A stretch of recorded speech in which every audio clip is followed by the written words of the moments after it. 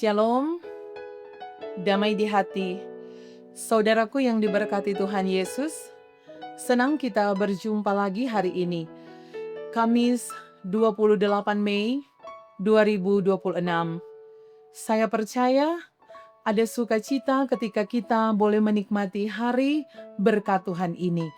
Karena itu, marilah kita isi hari ini dengan belajar firman Tuhan lewat renungan harian keluarga.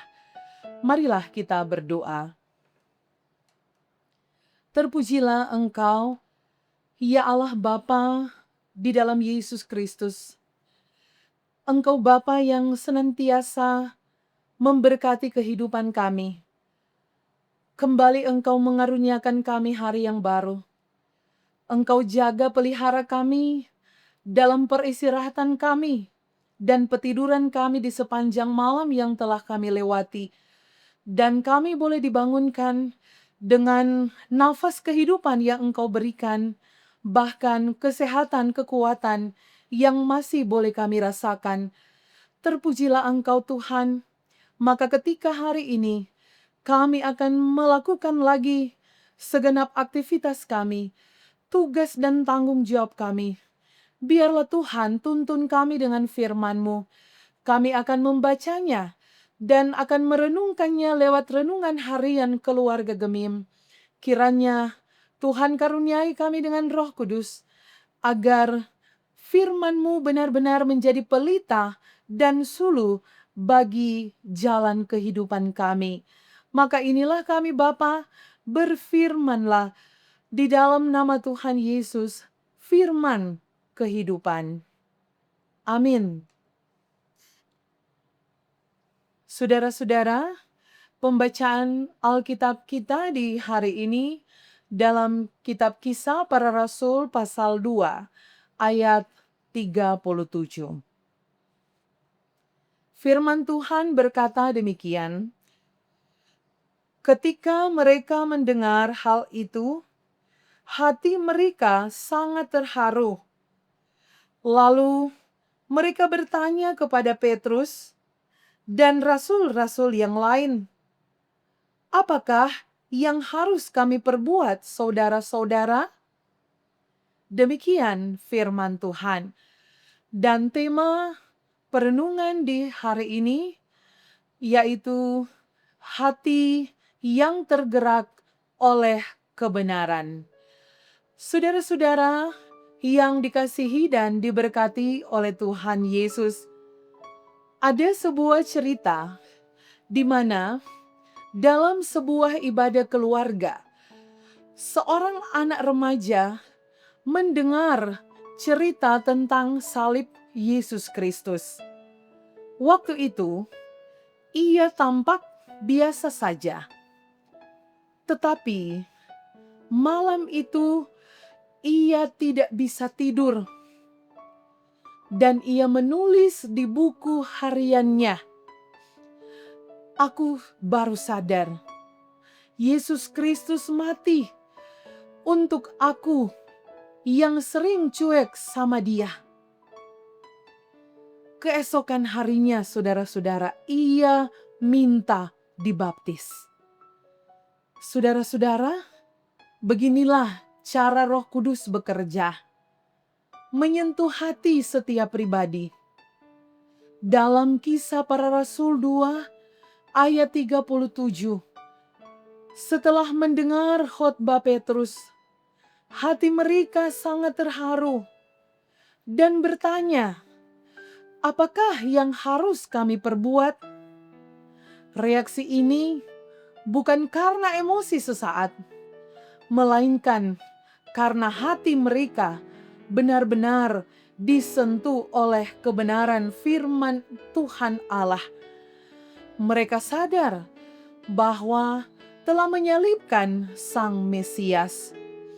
Hati yang terharu, yang berarti hati mereka tertusuk secara menyeluruh atau dihujam, menyengat sampai ke inti, adalah tanda pertama dari pertobatan sejati. Ini adalah hati yang tidak keras, yang bersedia diubah, dikoreksi, dan dituntun. Sikap ini juga yang perlu dibentuk dalam pribadi kita masing-masing.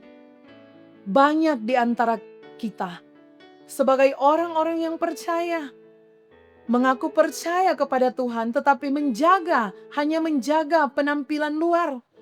Seperti ibadah teratur, anak ke sekolah minggu, orang tua rajin pelayanan, tapi di dalam hatinya belum benar-benar disentuh oleh kebenaran.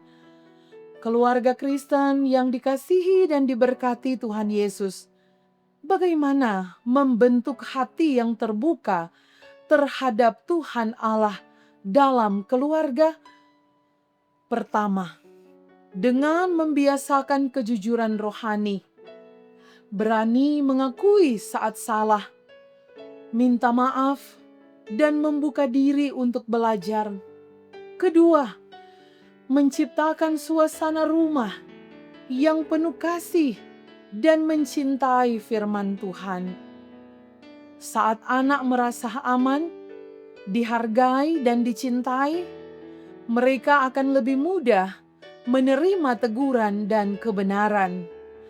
Kita juga perlu berhenti menuntut perubahan dari orang lain sebelum kita sendiri bersedia berubah. Saudara-saudara, firman Tuhan Allah bukan hanya untuk anak-anak, tapi juga untuk kita orang tua. Jangan sampai kita hanya menuntut anak bertobat, tapi hati kita sendiri keras. Mari berdoa agar keluarga kita, bahkan pribadi kita, memiliki hati yang lembut seperti tanah yang subur, di mana firman Tuhan Allah dapat tumbuh dan menghasilkan buah. Kita tidak bisa memaksa perubahan hati, tapi kita bisa memohon Roh Kudus untuk bekerja, karena hati yang disentuh Tuhan Allah akan membawa hidup yang dibaharui. Amin. Mari berdoa.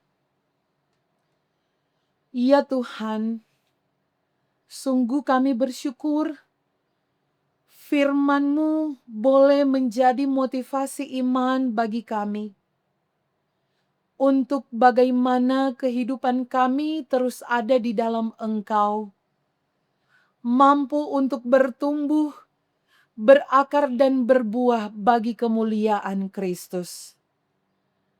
Kami berdoa, Tuhan mampukan kami untuk boleh menjadi pelaku-pelaku firman-Mu yang hidup, baik dalam kehidupan keluarga, jemaat, masyarakat, tapi pun di mana Engkau hadirkan kami. Berkatilah semua yang boleh mengikuti renungan harian keluarga. Tuhan memberkati setiap pribadi dan keluarga masing-masing. Beri berkat-berkat baik secara rohani dan jasmani, kesehatan, kekuatan, umur panjang, selamat, tapi juga bahagia, boleh menjadi bahagian hidup kami. Tuhan berkati kami untuk sepanjang hari ini, dalam setiap tugas kerja dan tanggung jawab kami. Tolonglah kami Tuhan, jagai kami, lindungi kami dan selamatkanlah kami. Segala sesuatu yang kami kerjakan, biarlah Tuhan buat berhasil, dan Tuhan tambah-tambahkan hikmat dan kebijaksanaan bagi kami, agar segala sesuatu yang kami persembahkan dalam tugas kerja dan karya kami, semua itu untuk kemuliaan nama Tuhan saja.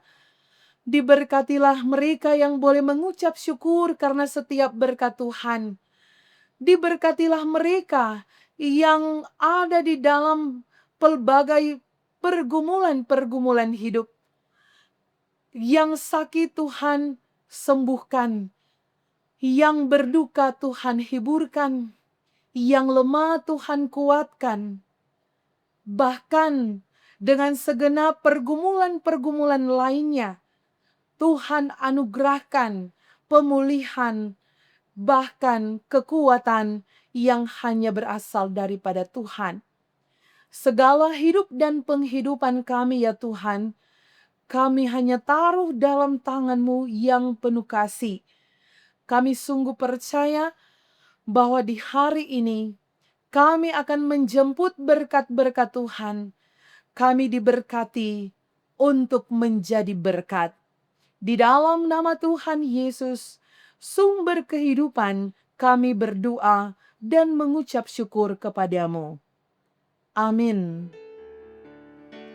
Demikianlah renungan harian keluarga hari ini. Jangan lupa untuk like, share, dan ikuti terus channel YouTube Jemaat Gemi Maranatha Paslaten. Selamat beraktivitas. Kiranya Tuhan Yesus memberkati kita sekalian. Shalom, damai di hati.